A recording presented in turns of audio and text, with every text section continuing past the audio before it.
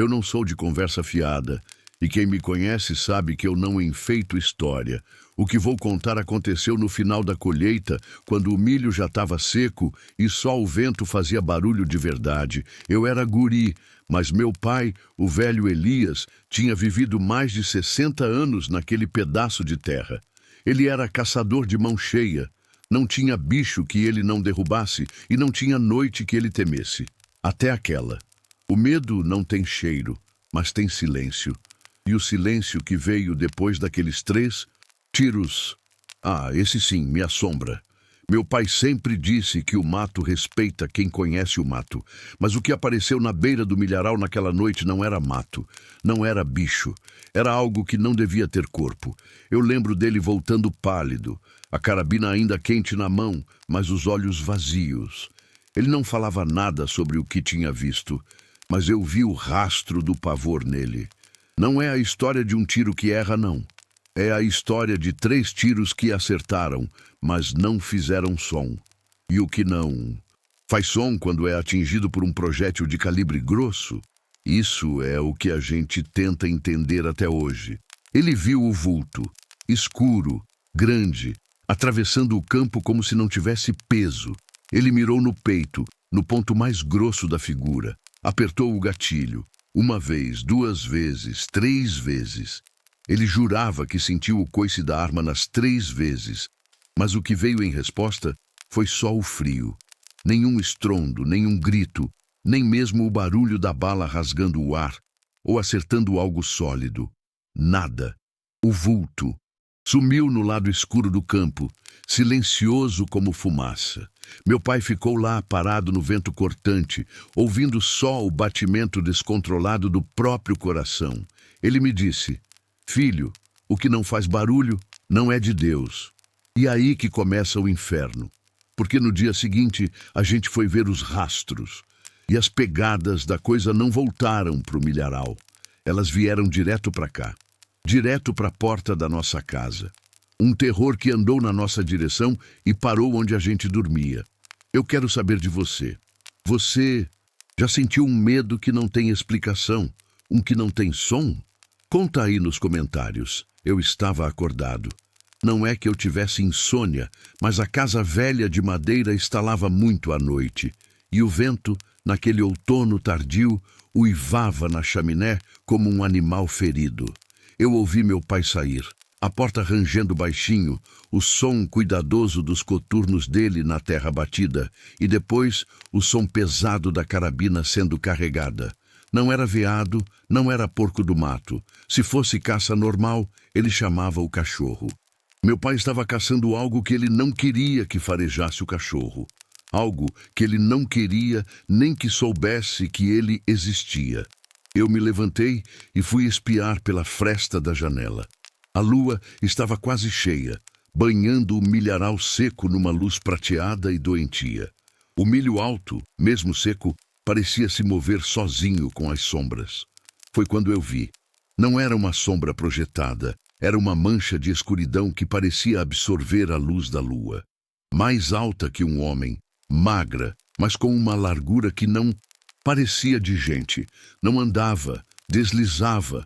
Estava indo do lado leste do campo em direção à pequena clareira onde a gente guardava o trator. Meu pai estava escondido atrás de um monte de sacas vazias. Eu vi ele levantar a arma, firme como sempre. Ele estava calmo. Meu pai nunca ficava agitado na hora do tiro. Ele tinha uma precisão que dava inveja.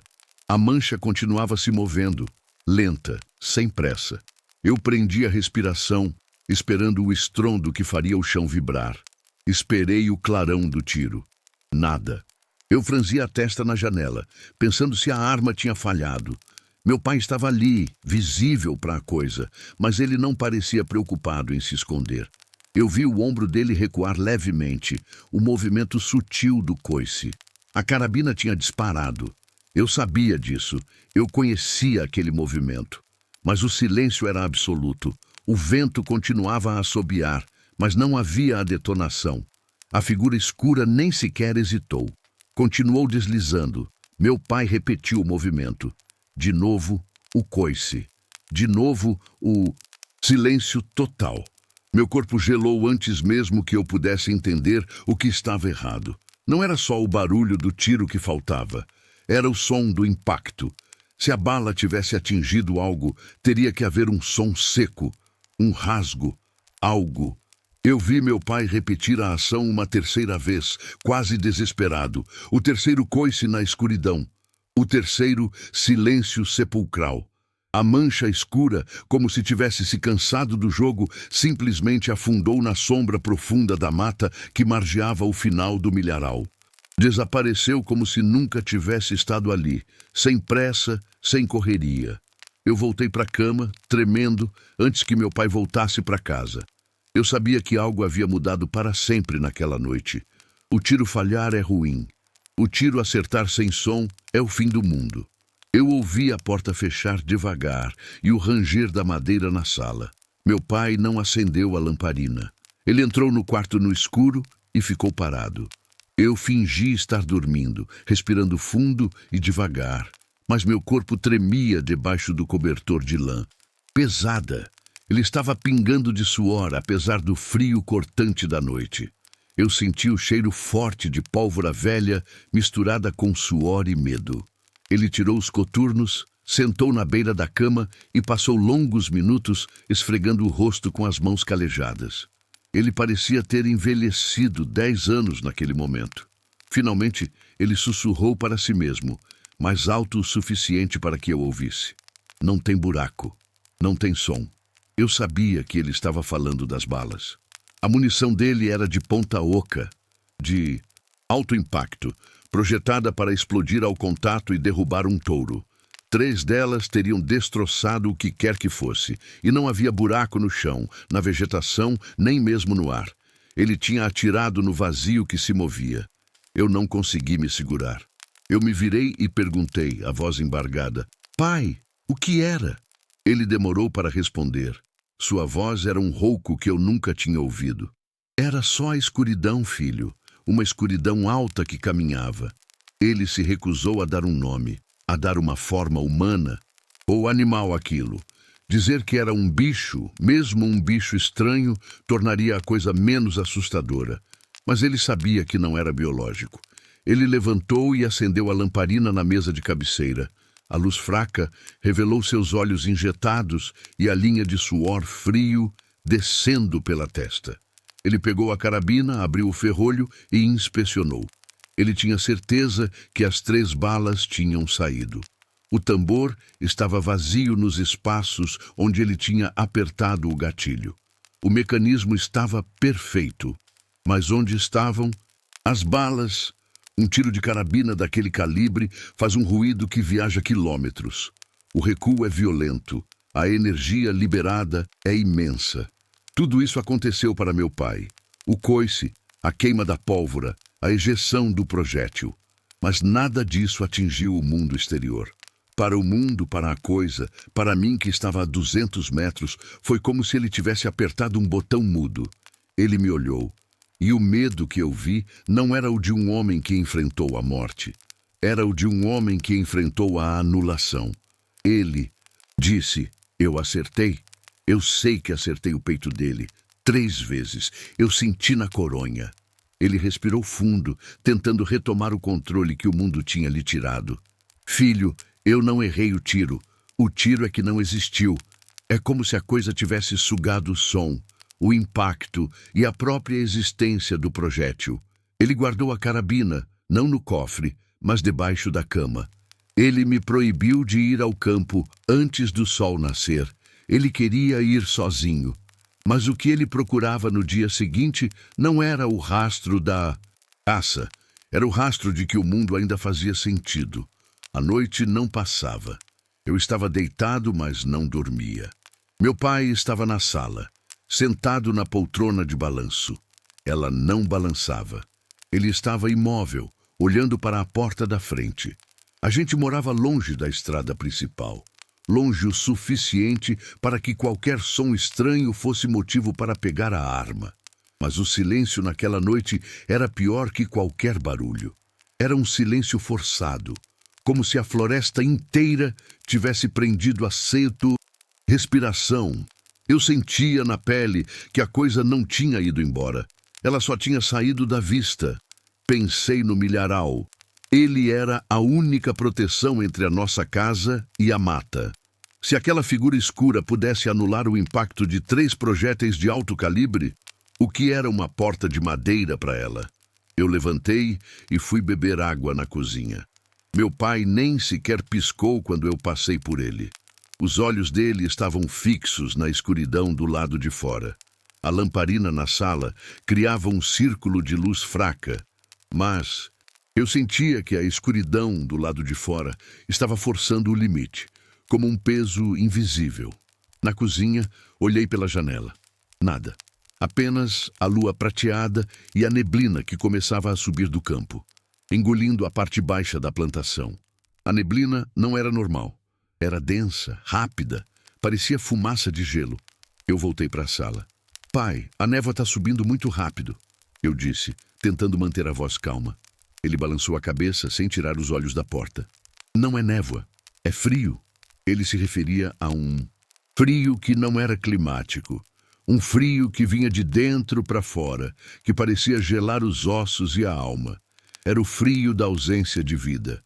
Eu me sentei no chão, perto dos pés dele. Estávamos em silêncio por horas. O relógio cuco da sala quebrou o silêncio às 3 da manhã. 3 badaladas perfeitas. Depois, silêncio total. Meu pai se encolheu levemente ao som das badaladas. 3. O número que selou nosso destino naquela noite. Eu queria perguntar por que ele não ligava a luz elétrica, por que ele não pegava a espingarda calibre 12 também. Mas eu sabia a resposta. Não adiantaria. Se o objeto que ele atirou pudesse absorver a energia balística, o fogo e o chumbo seriam inúteis. Estávamos vulneráveis. O terror não era lutar contra a coisa. O terror era saber que não se podia lutar. O único refúgio era esperar o sol. A luz do dia, na nossa mente simples, era a única coisa que poderia afastar o que andava no escuro. Enquanto esperávamos, o vento lá fora mudou. Deixou de uivar para sussurrar. Parecia arrastar algo pesado no milharal. Mas era só a audição pregando peças. Não havia som, apenas a sugestão dele. Eu olhei para o relógio. 4:30 da manhã. A eternidade. Assim que o primeiro fio de luz cinzenta apareceu no horizonte, meu pai levantou. A rigidez do corpo dele era visível. Ele pegou a carabina, mas não a carregou. Ele a levou como se fosse apenas um pedaço de ferro pesado. Vamos ver o estrago, ele murmurou, e eu o segui. O cheiro lá fora era estranho. Não era cheiro de mato ou de orvalho. Era um cheiro metálico, como se a terra tivesse sido tocada por algo enferrujado e frio. Um cheiro de ozônio queimado. Fomos primeiro para onde ele tinha atirado. O chão estava intacto, não havia cápsulas de bala. Nem mesmo um rastro de onde a terra tivesse sido atingida. A pólvora queimada na boca do cano era a única prova de que a arma tinha disparado. Meu pai suspirou, o ar pesado de resignação. Ele parou e olhou para o milharal, onde a figura escura tinha desaparecido. Se aquilo absorveu o som, também absorveu o rastro de impacto, ele disse. Mas aí ele inclinou a cabeça, olhando para baixo, no chão úmido da beira do campo. A neblina tinha baixado e a terra estava macia. E lá estavam, as pegadas. Não eram pegadas de bicho. Eram longas, estreitas e estranhamente planas, como se a coisa não tivesse calcanhar. O mais perturbador era a profundidade. Eram muito profundas, como se a coisa pesasse toneladas, mas não havia a perturbação da lama ao redor. Apenas o afundamento limpo. Eram pegadas impossíveis para o corpo que vimos, que parecia deslizar. Meu pai se ajoelhou e passou a mão perto de uma delas. O chão estava gelado, muito mais frio do que o restante da terra. O rastro não voltava para a mata. Ele vinha do milharal, de onde a figura havia se movido durante os tiros, e se voltava diretamente para a nossa casa. Meu pai começou a seguir o rastro, passo a passo, eu logo atrás. Ele andava lentamente, como se a cada passo estivesse confirmando a pior das suspeitas. O rastro era direto, sem desvios, passando reto por arbustos e pedras, ignorando o caminho natural. Era um rastro de propósito. Não era uma fuga, era uma visita. A criatura não tinha fugido das balas. Ela tinha se cansado da distração e decidido dar a volta para investigar de onde vinha o ataque. E o ataque vinha da nossa casa. A cada metro que percorríamos, o cheiro metálico ficava mais forte. O terror mudou de forma. De um medo distante do desconhecido na mata, ele se transformou em um pavor íntimo, doméstico. A coisa estava nos investigando. Ela sabia onde a gente morava, e ela não tinha pressa. A cada 10 passos, a tensão em meu pai aumentava. O caminho das pegadas era cruelmente direto, passando pela cerca quebrada dos fundos, ignorando o velho poço e cortando o pequeno jardim de ervas que minha mãe mantinha.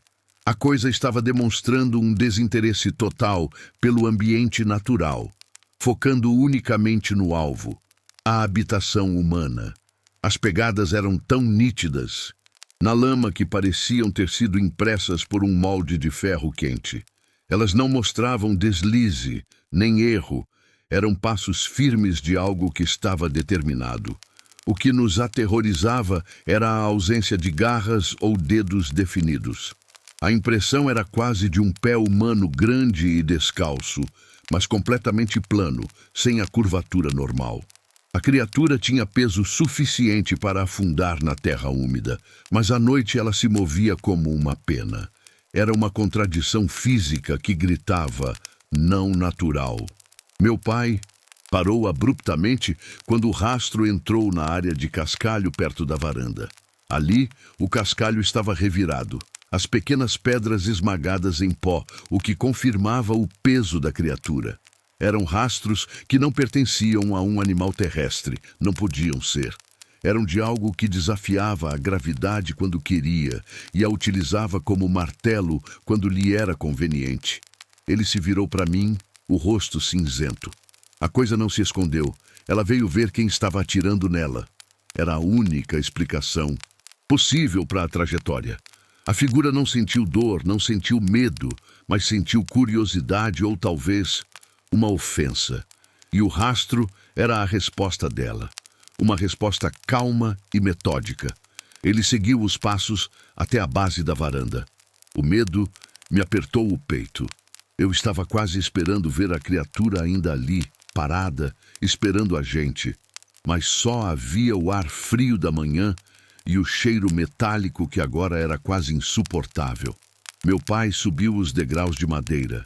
O rastro da criatura estava lá também, profundas no verniz gasto, como se a madeira fosse argila mole. A varanda estava protegida da chuva e do orvalho, mas as pegadas estavam úmidas, não de água, de uma umidade escura e viscosa. Ele tocou a marca com a ponta do dedo. O líquido era gelado, e quando ele cheirou, ele fez uma careta de náusea. Não é sangue, não sei o que é, mas tem um cheiro de ranço. Eu olhei para a porta de entrada, forte com tranca dupla. Eram ali que as pegadas paravam. Não continuavam para os lados, nem para os fundos. O rastro terminava exatamente na soleira da porta. As últimas pegadas eram as mais nítidas. Elas estavam espaçadas de forma estranha, como se a criatura tivesse hesitado por um instante na frente da entrada, ou talvez estivesse apenas medindo a distância entre ela e o interior da casa. Uma das pegadas estava levemente virada para o lado, como se o ser tivesse parado, olhado para a maçaneta e depois continuado seu movimento. Meu pai e eu ficamos parados na frente da porta, olhando para o chão. Ele estendeu a mão lentamente e tocou a madeira. A porta não estava arrombada, não havia arranhões visíveis, nenhuma marca de força bruta, o que aumentou o nosso terror. Se a criatura podia anular balas, ela não precisava de força para entrar. Ela precisava de permissão ou de tempo. Meu pai olhou para mim com uma expressão de horror. Eu pensei que ela tinha tentado forçar, mas não é isso. Ele apontou para a parte inferior da porta, perto do batente. Ali havia uma marca. Não era uma pegada, mas uma linha fina, quase imperceptível, que corria horizontalmente pela madeira. Parecia um corte feito por uma lâmina afiada, mas em vez de cortar a madeira, parecia ter derretido ela levemente, deixando um rastro de madeira escurecida e resinosa. Era a altura do quadril de um homem adulto. Meu pai passou a mão sobre a marca. A resina estava fresca e o cheiro metálico exalava dela. Ela marcou a casa. Ele sussurrou. Ela deixou o cheiro. Não precisa entrar. Ela já sabe o que tem aqui dentro. O pânico silencioso nos atingiu simultaneamente. O que quer que fosse tinha passado a noite inteira lá fora, estudando, e ao ser atacado, ele fez questão de deixar sua marca de volta. Um aviso. A coisa não precisava nos matar para vencer. Ela precisava apenas nos deixar saber que podia. Meu pai abriu a porta devagar. O trinco girou sem resistência. O interior estava escuro e frio, apesar de ser dia. A casa parecia ter se transformado em uma câmara frigorífica. Entramos com as armas em punho. Eu com a espingarda 12, que meu pai finalmente tinha me deixado pegar. A casa estava exatamente como a havíamos deixado, mas a atmosfera estava pesada. Não havia sinais de luta ou roubo. Nenhuma gaveta aberta. Nada fora do lugar, exceto por um detalhe na sala de jantar. A gente tinha uma foto antiga da família, emoldurada em um pesado porta-retrato de carvalho. Ela estava sempre na lareira. O porta-retrato estava no chão, virado para baixo. O vidro não estava quebrado. Pai pegou o retrato e o virou. A fotografia de minha mãe e eu, quando eu era criança, estava intacta. Mas no canto superior, onde estava o rosto de minha mãe, havia um pequeno círculo escuro, como se alguém tivesse tocado o papel com um dedo sujo de graxa. Não era sujeira comum. Era o mesmo líquido viscoso e escuro das pegadas da varanda. O toque na foto era pessoal. Era a prova de que a criatura tinha entrado, parado, olhado a imagem da nossa família e deixado sua assinatura, não para nos ameaçar fisicamente, mas para nos atingir na memória, no mais íntimo.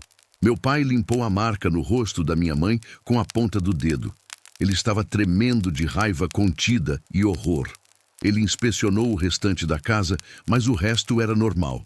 A criatura entrou, marcou a foto e saiu, tão silenciosa quanto chegou.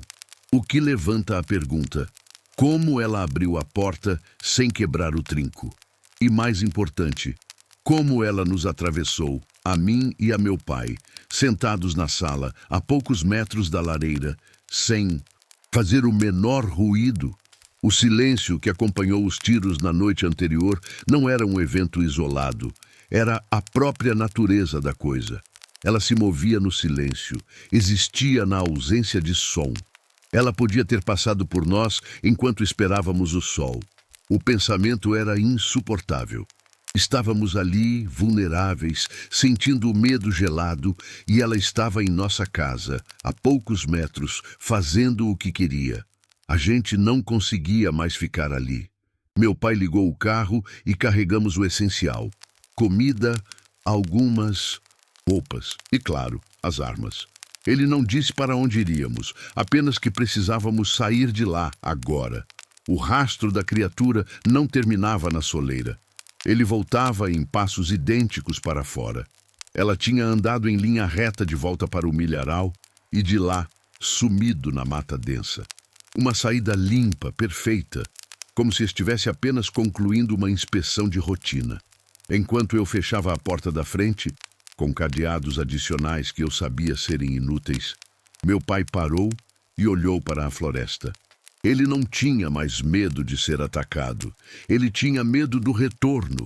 O terror não era que ele estivesse lá fora, mas que ele agora sabia o caminho de casa. Ele sabia onde a gente dormia, onde a gente guardava as fotos. Ele tinha mapeado nosso íntimo. Aquele dia, nós deixamos a fazenda, vendemos tudo apressadamente e nunca mais voltamos. Meu pai tentou explicar o caso para o xerife, mas ele não tinha como comprovar a história das balas absorvidas ou das pegadas frias. As pegadas sumiram com a chuva daquela tarde. A única prova era o terror em nossos olhos e o pequeno círculo escuro no rosto de minha mãe na foto, que meu pai nunca conseguiu limpar. Ele mantinha a foto guardada, como um talismã de aviso. Ele nunca mais caçou. Ele passava os dias olhando pela janela, esperando o som que ele sabia que não viria. Porque o que nos encontrou naquela noite não faz barulho. Nós tentamos recomeçar a vida numa cidade pequena, longe do campo, mas o silêncio nunca nos deixou. Meu pai morreu 2 anos depois do incidente, de um ataque cardíaco fulminante. Eu estava ao lado dele. Ele não estava dormindo. Estava olhando fixamente para o canto do quarto e seus olhos se arregalaram. Ele tentou gritar. Eu vi a garganta dele se contorcer, mas não saiu som. A última coisa que vi no rosto dele não foi a dor, mas o horror de uma confirmação silenciosa. Eu sei que ele viu. Ele viu a criatura, e ela veio buscar o som que devia aos 3 tiros. Eu passei o resto da vida tentando entender o que aconteceu no milharal.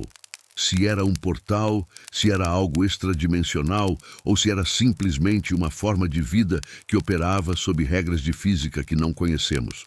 Os 3 tiros foram disparados, o coice foi sentido, a pólvora queimou.